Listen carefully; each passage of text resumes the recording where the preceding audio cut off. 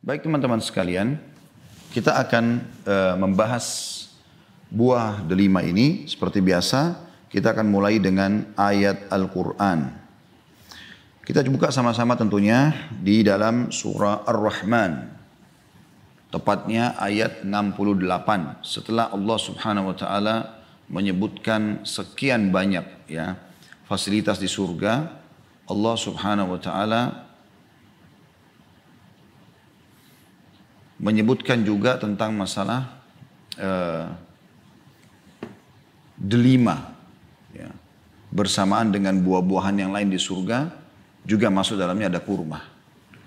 Di ayat 68-nya Ar-Rahman ayat 68, A'udzubillahi minasyaitonirrajim, fihima fakihatun wa nakhlun wa rumman. Di dalam surga itu termasuk fasilitasnya selain mata air, selain istana, selain bidadari, pelayan-pelayan surga, selain sungai-sungai dan segala macam fasilitas, diantaranya kebun-kebun yang sangat rindang. Juga Allah subhanahu wa ta'ala menyebutkan di dalamnya banyak buah-buahan. Tapi kalau teman-teman masih ingat, salah satu yang perlu kita lebih dalam teliti adalah selain Allah subhanahu wa ta'ala sebutkan buah-buahan, sebenarnya sudah mencakup semua jenis buah-buahan. Ternyata Allah sebutkan buah tertentu. Ya, sebagaimana sudah kita sebutkan pada pertemuan kita yang lalu tentang masalah zaitun, kurma, gitu kan.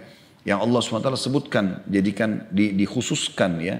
Padahal sebenarnya dia sudah masuk dalam umumnya bahasa atau kalimat fawakih, buah-buahan. Di sini juga sama, termasuk Allah sebutkan di dalam surga itu terdapat segala macam jenis buah-buahan dan kurma serta delima. Nah di sini ada pengkhususan masalah kurma dan delima. Berarti ada sebuah pesan ilahi yang sebenarnya harus kita fahami berhubungan dengan masalah firman Allah subhanahu wa ta'ala ini. Juga Allah subhanahu wa ta'ala sebutkan di dalam surah Al-An'am, ya, surah nomor 6 ayat 99. Ya. Allah subhanahu wa ta'ala berfirman, ya, bagi teman-teman silakan dibuka dulu. A'udzu billahi minasyaitonir rajim. Wa huwa alladzi anzala minas samaa'i maa'an fa akhrajna bihi nabata kulli syai'in fa akhrajna minhu khadira. فأخرجنا منه خضرا نخرج منه حبا متراكبا ومن النخل من طلعها قنوان دانية وجنات من أعناب والزيتون والرمان مشتبها وغير متشابه انظروا إلى ثمره إذا أثمر وينعه إن في ذلكم لآيات لقوم يؤمنون. Dialah Allah yang telah menurunkan air dari langit. Lalu kami tumbuhkan dengan air itu, kata Allah, segala macam tumbuh-tumbuhan. Maka kami keluarkan dari tumbuhan-tumbuhan itu tanaman yang menghijau. Kami keluarkan dari tanaman yang menghijau itu butir yang banyak. Dari mayang kurma mengurai tangkai-tangkai yang menjulai. Dan kebun-kebun anggur. Dan kami keluarkan pula zaitun dan delima yang serupa dan tidak serupa. Serupa dan tidak serupa. Kata Allah subhanahu wa ta'ala, perhatikanlah buahnya pada waktu berbuah. Jadi ini termasuk tanda-tanda kebesaran Allah. Kita disuruh perhatikan buah delima ini apabila dia berbuah. Dan perhatikan pada saat dia menjadi masak. Ya, kebetulan di sini yang sudah matang, ya, berwarna merah cerah atau berwarna gelap seperti ini. Sungguh pada demikian itu terdapat tanda-tanda kekuasaan Allah bagi orang-orang yang beriman. Nah, di sini luar biasanya bagaimana Allah subhanahu wa ta'ala memerintahkan kita untuk memperhatikan secara khusus dari segala jenis buah-buahan tersebut adalah zaitun, anggur, wa jannatin min a'nab, kita sudah jelaskan anggur kemarin, wa zaitun dan buah zaitun, serta warumman dan juga delima. Ya. Jadi ini sebuah hal yang luar biasa di mana Allah subhanahu wa ta'ala sebutkan, ya. Dan insya Allah sebentar kita coba minta kepada Akhi Ridha untuk membantu kita coba mengkombinasikan antara buah anggur, zaitun dan juga delima. Jadi dari ayat ini, ayat yang mulia ini teman-teman sekalian, kita bisa lihat bagaimana Allah azza wa jalla memerintahkan kita untuk memperhatikan bagaimana turunnya hujan dari langit, bagaimana tumbuhlah tanam-tanaman, kemudian dari tanaman tersebut keluar lagi biji-bijian, dari biji-bijian itu kemudian tumbuhlah kebun-kebun yang banyak sekali. Yang Allah suruh perhatikan secara khusus, anggur, ya. Kemudian Allah subhanahu wa ta'ala menyuruh zaitun, ya, disuruh perhatikan secara khusus. Dan juga delima.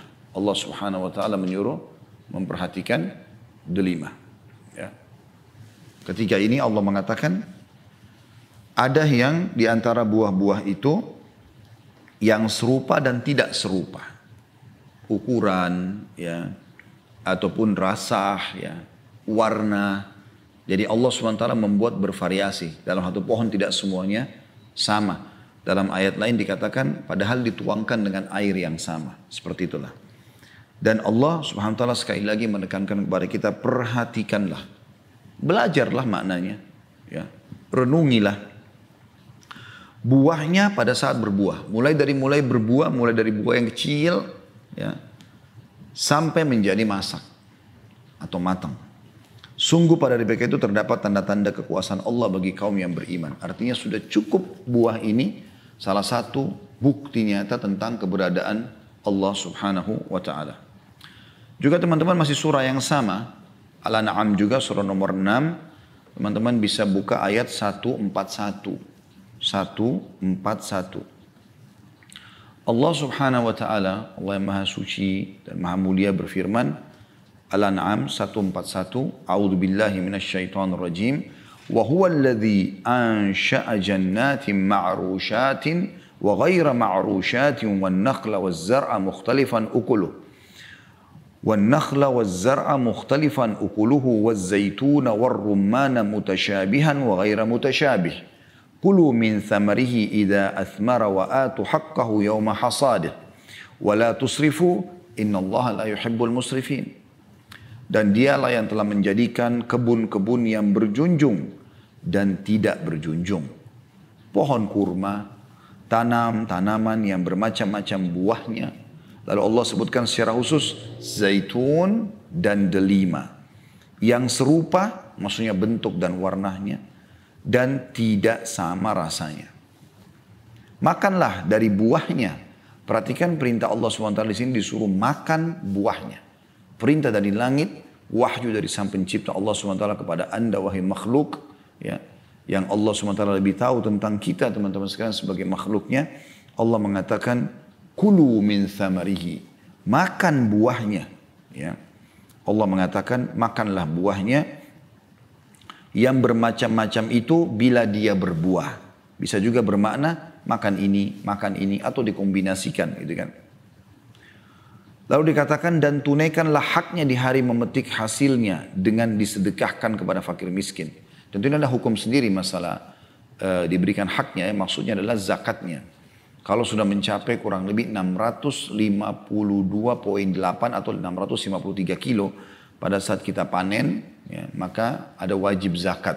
Kalau Anda mengeluarkan biaya untuk pupuk, untuk perawatan, perairan, maka zakatnya 5% dari hasil. Tapi kalau Anda membiarkan saja kebun itu hidup sendiri, mungkin karena di pinggir hutan atau di bawah lereng gunung, ya, Anda cuma datang setahun sekali panen atau pada saat panennya saja, maka zakatnya 10%. Allah mengatakan dan tunaikanlah haknya di hari memetik hasilnya dengan disedekahkan kepada fakir miskin. Dan janganlah kamu berlebih-lebihan, sesungguhnya Allah tidak menyukai orang yang berlebih-lebihan. Baik dalam mengkonsumsinya ataupun dalam membagi-bagikannya. Dalam arti kata, bagikanlah sebagiannya dan nikmatilah sebagiannya. Karena Allah memerintahkan tadi kita untuk memakannya. Dan ini karunia yang luar biasa. Allah SWT sebutkan. Baik teman-teman sekalian, disebutkan, saya akan mulai dulu membaca dari kitab Ibnu Qayyim rahimahullah tentang masalah Tibbun Nabawi yang seperti udah biasa kita selalu baca di setiap kesempatan. Beliau menyebutkan riwayat Ibnu Abbas radhiyallahu anhu secara mauquf, ya, dan juga secara marfu, artinya khilaf di antara ulama tentang masalah ini, apakah sampai ke sahabat atau memang ini diangkat kepada Nabi sallallahu alaihi wasallam. Ya, dikatakan di sini setiap jenis dari delima kalian di dunia ini pasti merupakan hasil cangkokan dari delima surga. Ya. Jadi ini dipastikan buah surga. Kenapa Anda tidak konsumsi? Saya melihat bahkan di berapa kali saya masuk ke toko buah, saudaraku seiman, saya temukan mayoritas orang yang beli buah ya, toko-toko yang khusus buah-buahan dengan segar-segar, jarang sekali ada yang mengambil delima bersama mereka di keranjangnya. Saya perhatikan bahkan delima itu cuma punya sisi sedikit saja di salah satu rak ya. Yang itu juga dijual dengan harga mahal. Kenapa kita tidak produksi ini? Kenapa kita tidak tanam? Sebagian orang mungkin mengatakan saya pernah tanam tapi hasilnya kurang manis. Nah ini perlu diteliti lagi ya. Anda bisa bicara pada ahli-ahli dari pertanian ya. Mungkin pupuknya, mungkin jenis tanahnya. Semestinya semua buah itu bisa saja manis. Tergantung bagaimana kita mempelajari ilmunya ya. Maka saya sarankan teman-teman sekalian untuk mempelajari itu. Dan yang saya temukan memang delima yang paling manis itu ya. Delima yang dari pegunungan biasanya. Allahu alam apakah memang karena tanahnya. Seperti misalnya yang paling terkenal di daerah Saudi itu Taif, delima Taif ya. Jadi memang dia sangat manis, ya, sangat manis. Kemudian juga begitu yang berasal dari Spanyol, berasal dari beberapa negara-negara. Tapi ada beberapa negara yang lain, kalau Anda beli, biasanya kalau ditanya ini delima dari mana, misalnya dari Mesir atau dari negara lain, biasanya agak tidak manis lah ya. Dan mungkin kurang menarik orang untuk mengkonsumsinya. Nah ini mungkin karena pengelolaannya saja. Dan saya juga pernah coba yang lokal ya. Saya tidak temukan memang ada rasa manis yang luar biasa. Sebagaimana memang dia kalau dari wilayah-wilayah ini. Mungkin ini butuh dipelajari secara khusus oleh teman-teman kita yang ahli di bidang itu. Sehingga dibudidayakan delima ini, dibudidayakan. Ya, karena dia adalah buah surga. Apakah Anda tidak ingin di rumah Anda, di halaman Anda ada buah surga? Itu jawabannya Anda mau. Ya. Dan Allah subhanahu wa ta'ala mengatakan, Kulu min thamarihi idha athmara wa yan'i. Disuruh makan dari buahnya kalau dia mulai matang. Ya. Disuruh makan, Allah subhanahu wa ta'ala suruh makan. Kemudian juga dalam riwayat yang lain, dari Ali radhiyallahu anhu, disebutkan oleh Ibnu Qayyim rahimahullah juga, makanlah buah delima dan bagian dagingnya sekaligus. Jadi kurang lebih ada biasanya putih-putih ya di antara buah delima itu. Karena buah itu berfungsi membersihkan lambung. Jadi satu sisi sudah disebutkan dia adalah buah surga, sisi yang lain dia juga adalah obat yang bisa membersihkan lambung. Ibnu Qayyim lalu menyebutkan delima yang manis bersifat panas dan lembab. Amat baik untuk lambung dan berguna memperkuatnya dengan kandungan daya sedotnya yang ringan. Berguna juga untuk tenggorokan. Kita sudah tahu di sini teman-teman masalah corona ada masalah di tenggorokan. Ya, berguna buat tenggorokan. Dada, sesak nafas, dan paru-paru. Ya. Selain juga baik untuk mengobati batuk. Nah, ini semua berhubungan dengan masalah corona nih. Ya. Batuk, tenggorokan, sesak dada, nafas ya. Jadi ini semua baik delima ini. Airnya dapat memperbaiki lambung. Memberikan suntikan gizi pada tubuh sedikit lebih banyak. Namun amat mudah terselip di antara gigi karena terlalu halus dan tipis. Di samping itu juga menghasilkan panas yang cukup dalam lambung dan juga angin. Ya, maksudnya dia akan sangat membantu mungkin kalau orang masuk angin ya. Delima ini sangat bagus ya. Dikatakan juga bahwasanya oleh sebab itu kata beliau bisa membantu meningkatkan stamina. Karena dia mengandung sesuatu yang panas bisa meningkatkan stamina namun tidak cocok untuk orang yang terkena demam. Jadi kalau Anda lagi demam jangan Anda konsumsi delima ya.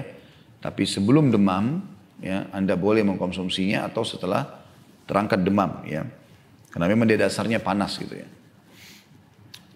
Tapi dia untuk membantu meningkatkan stamina kata Ibnu Qayyim sangat bagus. Ada lagi khasiat lain yang ajaib kata beliau yakni bila dimakan dengan roti akan mengawetkan roti tersebut sehingga tidak rusak dalam lambung.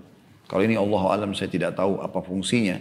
Tapi Ibnu Qayyim rahimahullah menganggap ini adalah sebuah keutamaan atau kelebihan. Artinya teman-teman yang mengelola misalnya membuat selai ya bisa. Selama ini kan kita tahunya selai stroberi, blueberry, jeruk ya. Tapi selai delima mungkin belum gitu kan. Artinya ada mungkin tapi butuh dicari gitu. Saya termasuk kadang-kadang sering mencari ya apa yang dicampur dengan roti ini, karena saya sama ayah saya hafizahullah sangat senang dengan roti gandum, dengan selai yang manis ya. Maka tentu ini kita juga cari yang sehat ya. Tetapi kita menemukan yang paling sering kami pakai adalah madu tentunya. Tapi sering kali kalau saya berikan ayah saya masuk di supermarket di dalam negeri atau di luar negeri, saya coba cari yang kira-kira selai yang paling bagus, yang berkualitas, saya berikan sebagai bentuk bakti kepada beliau, hafizahullah. Maka saya tidak temukan ada selai delima. Padahal Ibnu Qayyim menekankan bahwa itu sangat baik untuk dicampur dengan roti ya. Sebagaimana juga kita masih jarang menemukan selai kurma.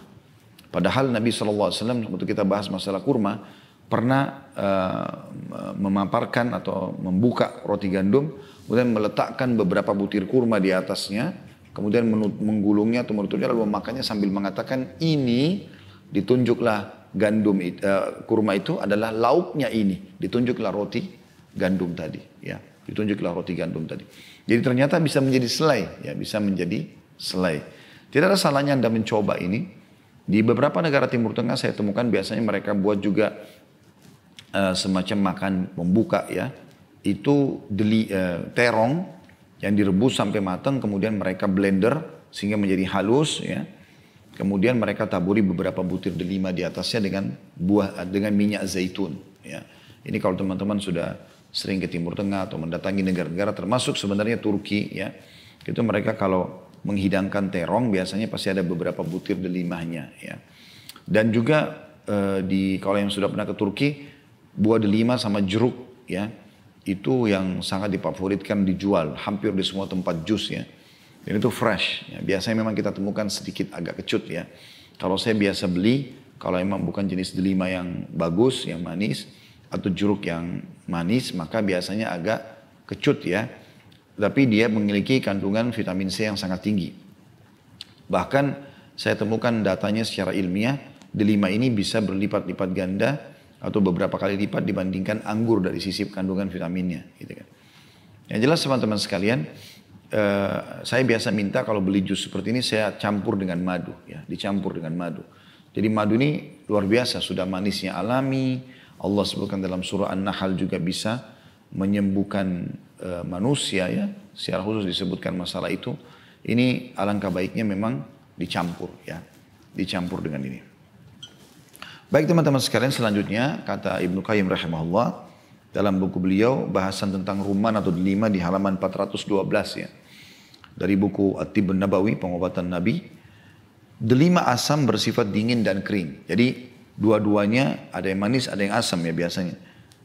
Memiliki steptik atau daya penahan darah dingin. Berguna mengobati radang usus, memperlancar air seni lebih dari yang bisa dilakukan jenis delima lainnya. Jadi kalau yang manis lebih cenderung kepada pengobatan atau melancarkan air seni ya. Bisa juga menstabilkan empedu, memberhentikan buang air akibat obat pencahar, mencegah muntah, melunakkan ampas makanan, meredam panas lever, serta memperkuat seluruh organ tubuh. Jadi yang kita garis bawahi kalimat terakhirnya adalah memperkuat seluruh organ tubuh. Artinya memang sangat baik juga untuk kesehatan yang kita butuhkan di waktu kita sekarang.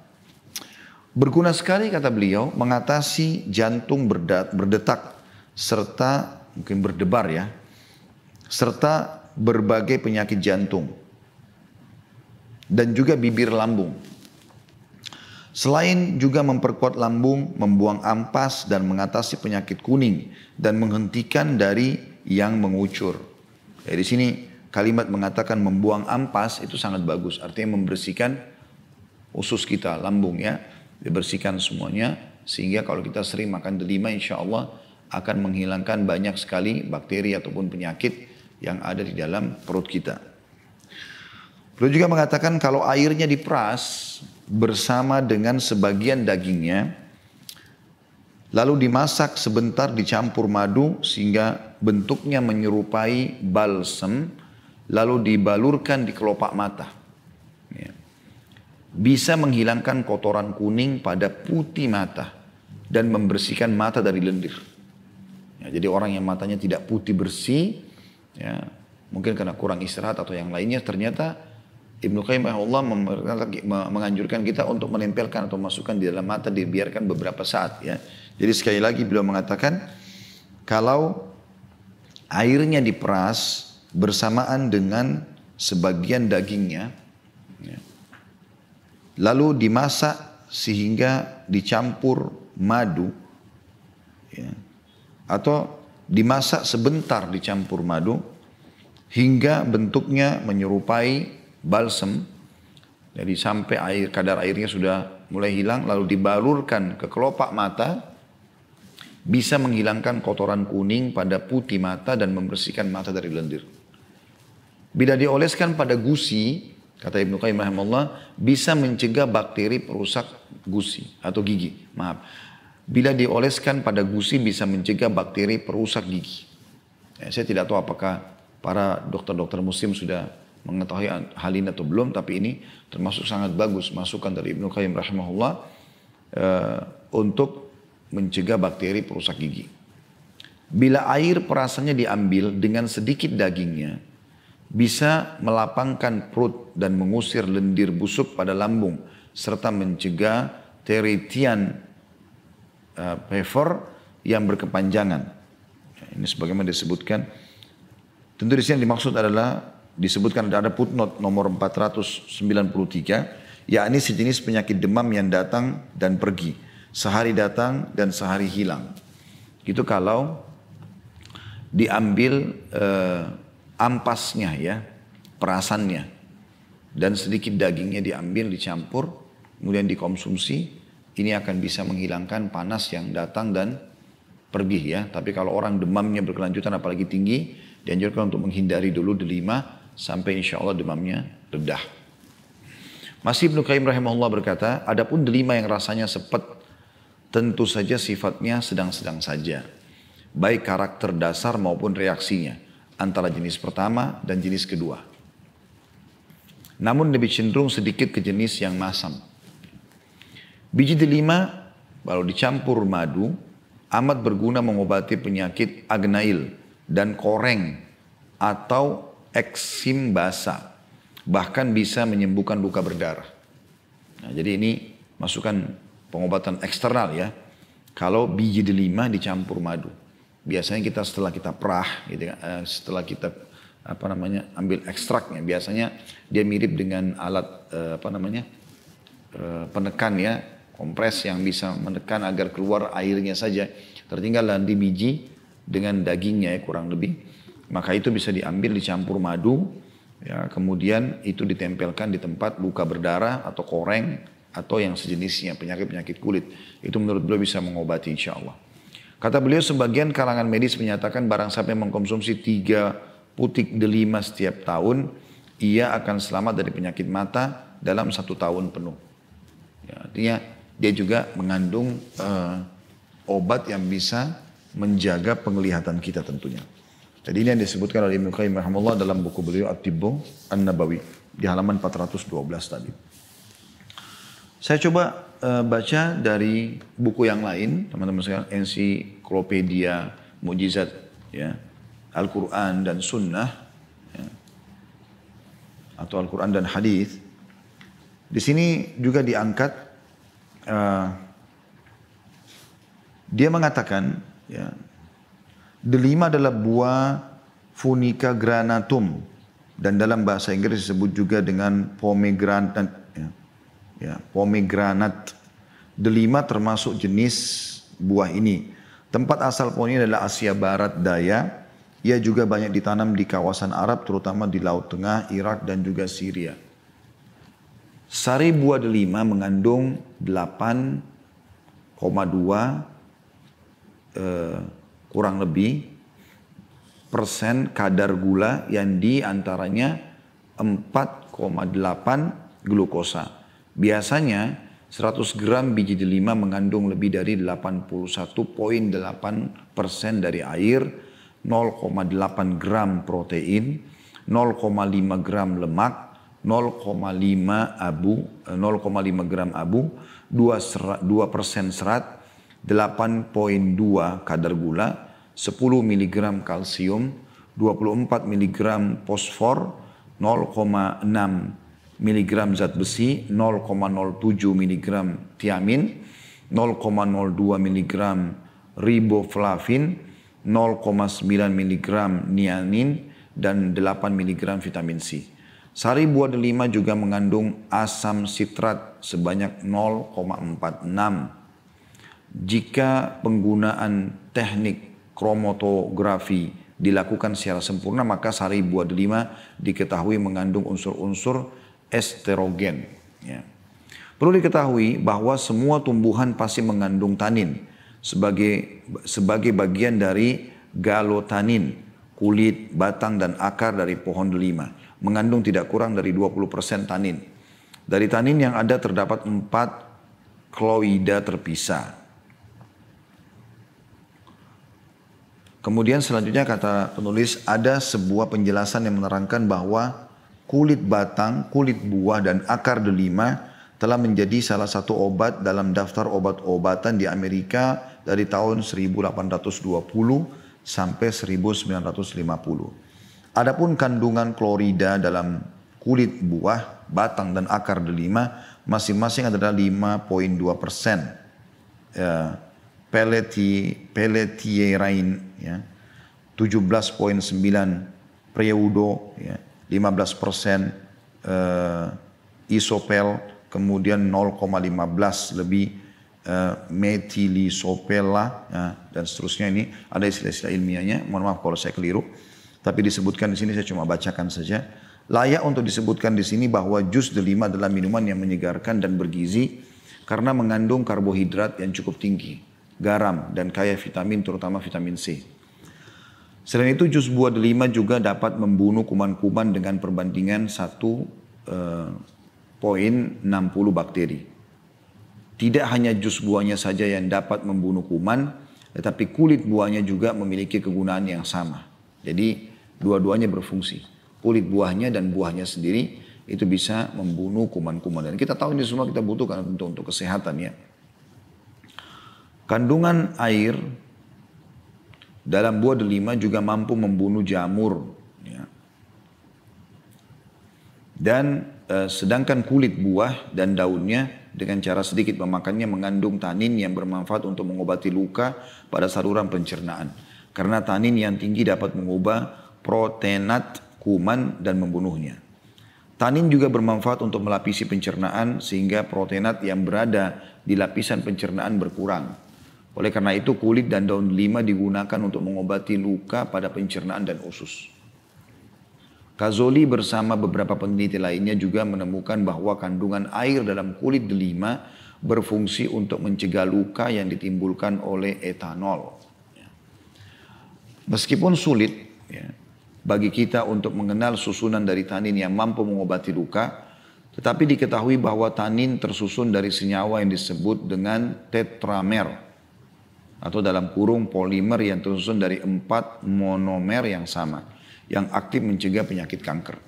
Manfaat lainnya dari delima adalah ketika meminum delima, baik berupa air rendaman maupun air yang telah dicampuri dengan bubuk kulit, batang, atau akar pohon delima, maka penyakit mencret atau disentri akan sembuh.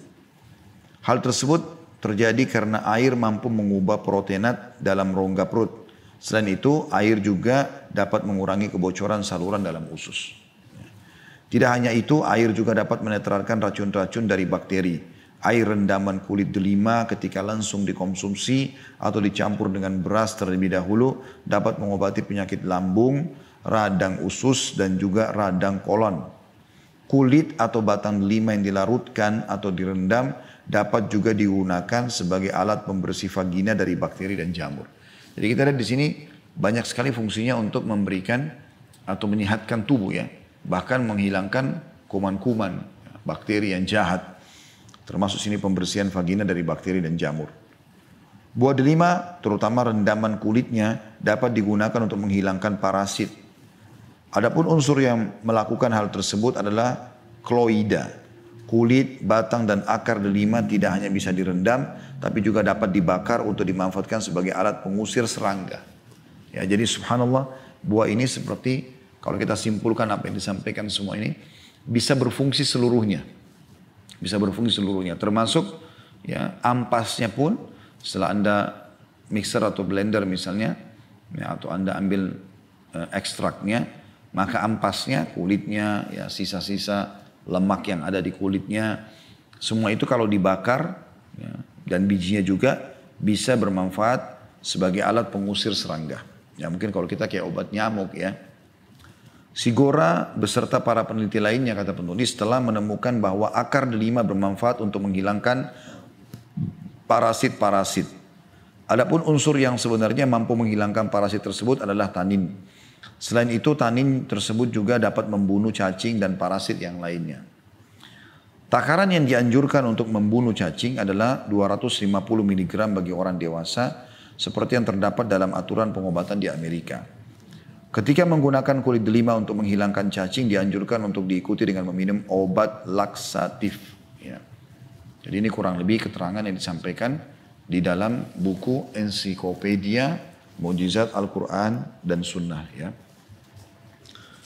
Teman-teman sekalian, apa yang kita sampaikan tadi insya Allah akan saya tambahkan dengan sesuatu yang saya baca juga dari artikel ya tentang masalah keutamaan daripada buah delima itu sendiri. Cukup banyak artikel ya. Ada yang menyebutkan bahwasanya 5 manfaat buah delima. Dia mengandung antioksidan hingga bunuh sel kanker. Kemudian buah, biji dan kulit delima memiliki banyak manfaat untuk tubuh. Kandungan nutrisi dalam buah, biji serta kulit delima sangat baik untuk tubuh. Antara lain mengandung serat, protein, vitamin C, vitamin K, folat, juga kalium. Ya. Anda bisa baca ini di artikel-artikel di Google tentang 5 manfaat buah delima. Kemudian juga ada hal yang lain tentunya yang disebutkan dalam artikel-artikel yang ada. Seperti misalnya dikatakan buah delima itu memiliki nama lain Funica granatum. Ternyata masuk salah satu buah dalam kandungan gizi paling tinggi. Wajar saja kalau buah delima baik buat kesehatan. Seperti itulah. Nah, kemudian penulis sempat menukil surah Rahman tadi ayat 68. Kemudian juga dia menjelaskan di sini mengatakan manfaat buah delima dari kesehatan benar-benar ya, memiliki antioksidan yang kekuatannya 3 kali lipat melebihi anggur merah dan teh hijau. Nah, ini sedikit tambahan ya. Kemudian juga di dalam buah delima itu ada banyak kandungan-kandungan seperti funicid ya, atau funikid ya, akid itu. Dalam literatur kesehatan itu sangat baik buat kesehatan. Buah delima juga memiliki rasa manis dan bersifat panas juga basah. Buah delima juga bisa mengobati infeksi pada tenggorokan, dada, paru-paru serta melegakan batuk. Jadi ini hampir semua dinukil seperti itu penelitian ilmiahnya. Selain itu juga buah ini sangat disukai oleh Nabi SAW. Delima juga merupakan satu makanan diminta disediakan oleh umumnya raja-raja ya di dunia ini. Kalau mereka lagi musim delima itu maka mereka biasanya termasuk makanan yang dianggap eksklusif ataupun mewah karena mungkin mengetahui tentang masalah kandungan yang ada ya. Dari kurang lebih 800 miligram minyak biji delima per hari diadakan sebuah studi dilakukan kepada 51 orang yang dengan tingkat trigliserida tinggi menunjukkan bahwa konsumsi 800 miligram biji delima per hari secara signifikan menurunkan trigliserida dan meningkatkan rasionya. Ya. Dan cukup banyak tentunya bahasa-bahasa di sini menjelaskan tentang manfaat daripada buah delima tersebut ya. Tapi terlepas daripada semua itu teman-teman sekalian, yang kita ingin sampaikan adalah bagaimana Allah Subhanahu wa taala telah menyebutkan dalam Al-Quran dan sebagaimana sudah saya bacakan tadi memerintahkan kita untuk ya memakannya, mengkonsumsinya.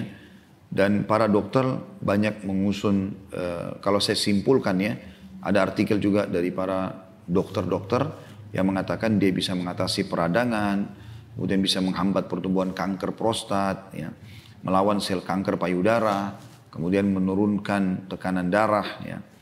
mengatasi nyeri sendi, ya, menurunkan resiko penyakit jantung, mengatasi disfungsi ereksi, ya. Ini juga bagi orang yang mungkin mengalami masalah itu, ya. Kemudian mengatasi infeksi bakteri dan jamur, meningkatkan memori, kemudian meningkatkan performa berolahraga, menjaga kesehatan sistem pencernaan, meningkatkan kesuburan, mengobati diabetes, ya. Kemudian menjaga kekuatan tulang, merilekskan otot, ya. Kurang lebih ada 15 disebutkan di dalam artikel ini. Saya baca dari doktersehat.com, ya. Dan cukup banyak di situ teman-teman sekalian yang kita bisa lihat artikel-artikel yang ditulis secara ilmiah yang mungkin sudah diadakan penelitian. Tapi sekali lagi, sebagai seorang muslim tentunya kita hanya mengembalikan semua ini adalah rincian daripada manfaat, tetapi Allah Subhanahu wa taala walaupun tidak merincikan semua kandungannya apa saja, tapi Allah sudah memerintahkan orang beriman, kulu min thamari idza athmara wa yan'i, makanlah dari buahnya kalau dia sudah berbuah, ya. Jadi kita disuruh memakannya, dan memang disebutkan dalam hadis kalau dia adalah cangkokan dari pohon surga. Allahu a'lam. Ini bahasan kita insyaallah. Semoga saja teman-teman bisa mengambil manfaat darinya, dan tentu saja saya mohon maaf kalau ada beberapa istilah yang mungkin saya keliru membacanya karena ini bukan bidang saya. Saya hanya sekedar membaca apa yang dalam buku. Yang saya ingin titik beratkan adalah pesan wahyunya dari ayat dan juga dari hadis Nabi alaihi salatu wassalam. Ya, jadi ini Akh Ridho jazakallahu khair sudah bawa kita. Silakan Dok dibawa ke sini dulu. Baik.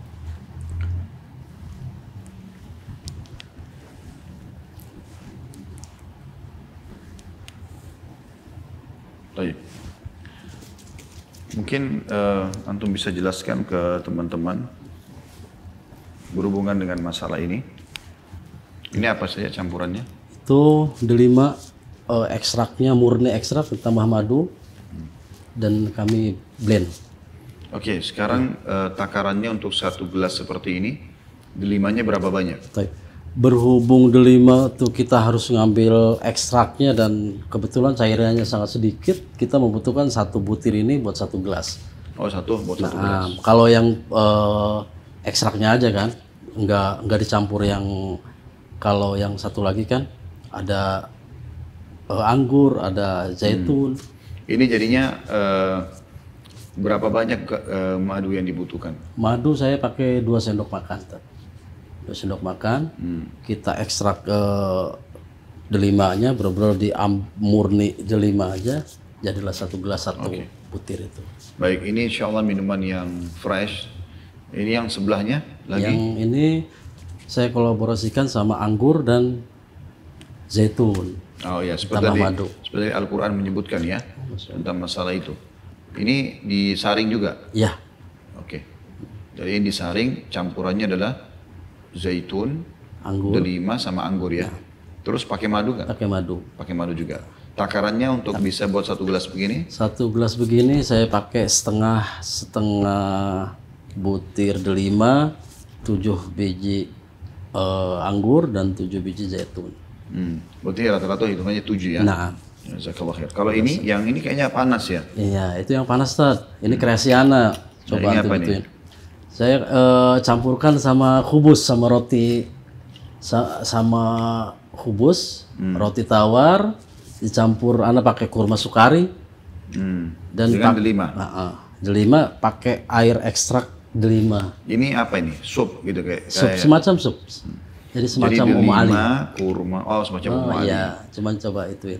Ya, kalau teman-teman belum tahu Ummu Ali itu biasanya seratan roti pakai susu, pakai sedikit hancuran kacang ya, serpihan kacang itu pistachio, jadi dimakan biasanya orang Arab mengatakan Ummu Ali. Maka ini coba Akh Ridho mengkombinasikan buat kita mirip dengan itu, potongan-potongan roti, ada kurma, ada delima ya. Nah, kemudian apa lagi? Kita nggak pakai gula, jadi itu kita campur madu. Oke, semuanya serba madu. Berarti 4 macam ya, roti, kurma, delima sama madu ya. Nah. Terus jadikan semacam sup. Ini agak panas ya. Ini panas. Nah, mohon maaf saya nggak coba hari ini karena saya puasa. Jadi insya Allah teman-teman bisa coba di rumah. Tapi saya sangat percaya insya Allah dengan Akh Ridho jazakallahu khair yang coba memberikan kepada kita yang terbaik untuk itu. Amin. Baik, jazakallahu khair. Baik, syukur Ustaz. Assalamualaikum. Assalamualaikum.